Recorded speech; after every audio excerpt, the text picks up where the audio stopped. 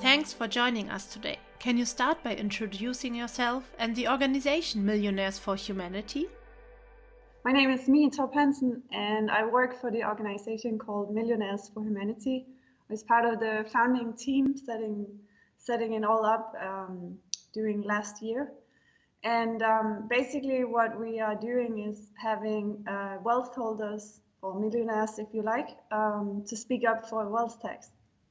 And it's an international organization, so we are trying to gather people from all around the world to have a joint voice and to have people speaking up from all over the world in regards to this issue. Since February 2021, your job has been to find and engage millionaires around the world to support a wealth tax. You describe it as finding a needle in a haystack. Can you talk about the progress the organization has made so far, as well as the challenges that you still face?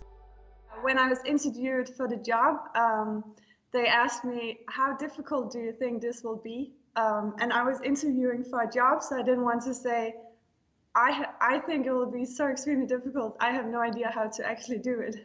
So my answer to that question became, I think it will be a little bit challenging. But actually, it has turned out to be easier than I expected. It's not easy. It's a needle in a haystack. I mean, millionaires are people with wealth. They're extremely busy. They have companies. They usually have a huge network to support, and they have a lot of ideas. I think that's probably one of the reasons that they became wealthy. But also, a lot of people want their attention and their opinions and everything. So just to get their attention on this is extremely difficult. And then on top of that, they need to make sure that they are signing on to the right things. They don't want to put their name on just everything. So it's a lot about trust and building that. But what we have seen is that a lot of people, millionaires around the world, have seen how their wealth has grown during the pandemic without them doing anything, and people around them are struggling, and millions of people have been pushed into poverty. And honestly, I think it has left a little bit of a bad taste in their mouth. They want to do something about this. They can see that it's not fair that by doing nothing, their wealth continues to grow, and so many people are suffering. They want to do something about this. So actually right now we have people who are contacting us, wanting to be part of the organization, wanting to add their voice to this, wanting to speak up and say, this is not fair. So it has become a little bit easier. Millionaires for Humanity advocates for a wealth tax around the world, as well as for a global minimum wealth tax of 1% per year in order to reach the UN Sustainable Development Goals.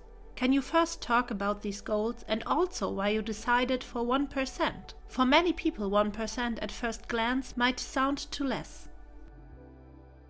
Yeah, these are discussions we have a lot, and 1% would not necessarily be the case in any individual country. So we do have two separate advocacies. One in individual countries where we advocate for a wealth tax that would make sense in that individual context, and there the threshold for who should be paying the wealth tax, and also the threshold for is it 1%, 2%, 3%.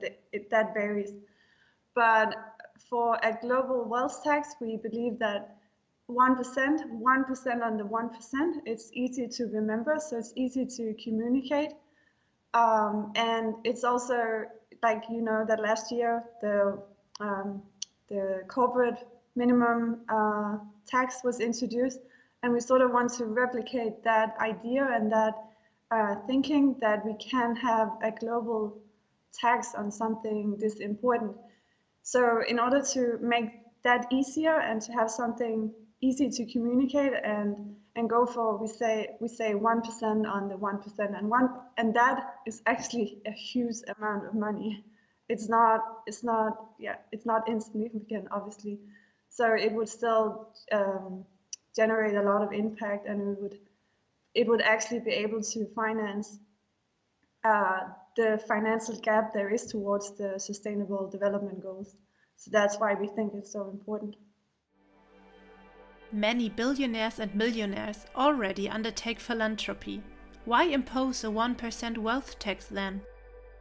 Well, first of all, they do, and a lot of the people who are involved in Millionaires for Humanity, they do as well. And some of them have even pledged to donate 90% of their wealth to different causes. But that's not everyone. Not everyone are giving their fair share. So what we've seen as well last year, while millionaires have gained so much more wealth, the philanthropic giving has not been increased. It has stayed at the same level or even decreased.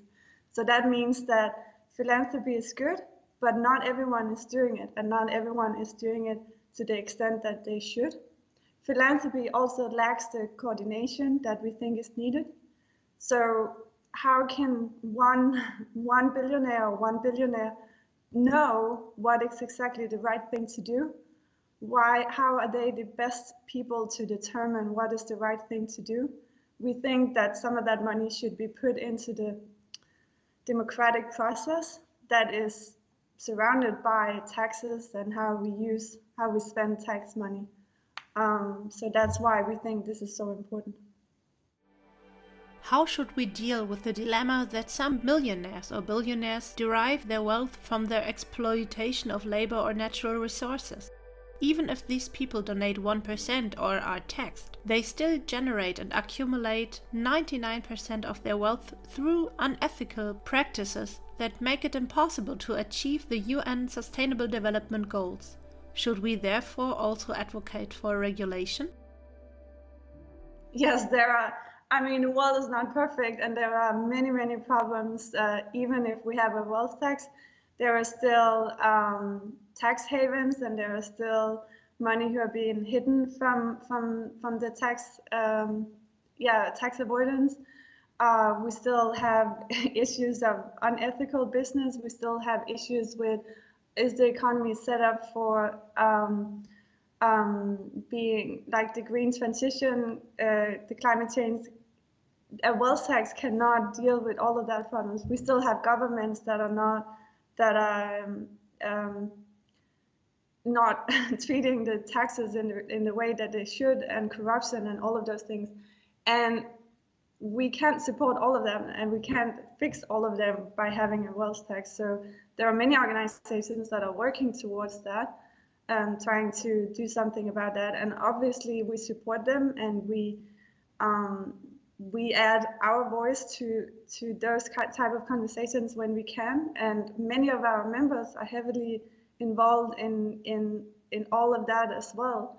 So it's not that we're ignorant towards it, but in order to focus our advocacy and say a wealth tax will have a huge impact and generate so much money, and then after that or alongside that, there are other problems we need to deal with. How big is the network, and what are you doing to convince other millionaires to join you? That was in 2020. We had the Millionaires for Humanity letter where around 170, 150 millionaires signed. This year we came out with a letter just in time for Davos. It was released 10 days ago, the 17th of January, where 102 millionaires signed the letter. And we have like partnering organizations, Patriotic Millionaires and Tax Me Now, organizations that are having millionaire members of the network. And in total, I don't know exactly how many that is. It's obviously not a huge amount of people, and we are definitely aiming at getting a lot bigger and having a lot bigger voice. But what we do see is that their voice matters, even though it's not a lot of people, because it's a counterintuitive voice in this space. People saying, I want to be taxed more, and even wealth holders, millionaires saying, I want to be taxed more.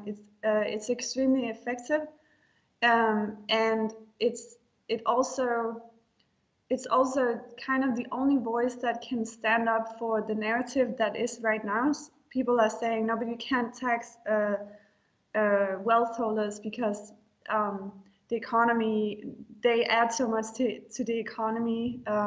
They will just move from the country if you introduce a wealth tax.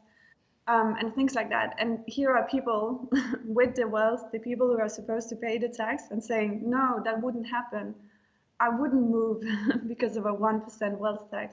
And the economy will actually be better because we can do something for more people in the economy, and it will benefit me too. And that means that you cannot argue against that. They are the people saying that. If you and I go out and say we should have a wealth tax, we could be met with people saying, yeah, but you're just jealous. And yeah, so we avoid all of that. And then, yeah, there's just something about people with wealth. People want to hear their opinions, and so it's extremely effective. Let us leave this interview in a solution-oriented manner. What vision do you have of the future? We definitely have a vision of becoming a lot more people, millionaires, supporting this. And it's actually not, it doesn't require a lot from them. So normally it's just that they can sign like a wealth tax pledge. They can sign, or they can say, yeah, we support it and we wouldn't mind paying a wealth tax. And then we sort of use that to amplify their voice. And then we have a few people really going out in the newspapers and being visible, like Jafar. But that's not all of them, and all of that counts.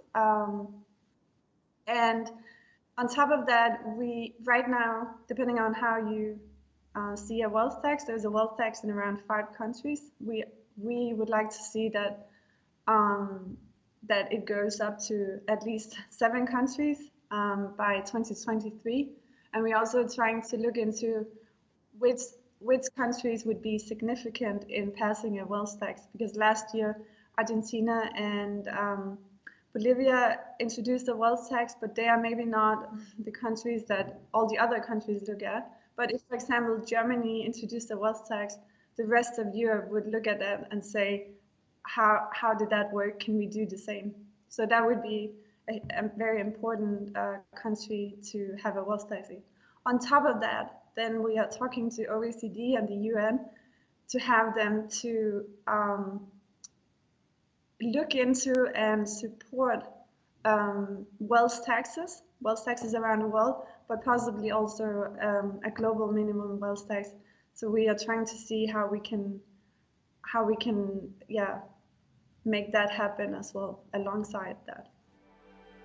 What can people do to support your cause?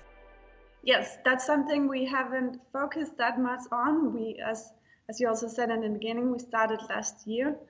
So we're still, I guess, a little bit of a new organization, but it's definitely something we have in the pipeline. And I mean, right now you can definitely support on our social media and all of that, but we do also want something to offer and a bigger support group, because we do acknowledge that this is not only wealth holders who can advocate for this. We also really want other people to support this and take part of this.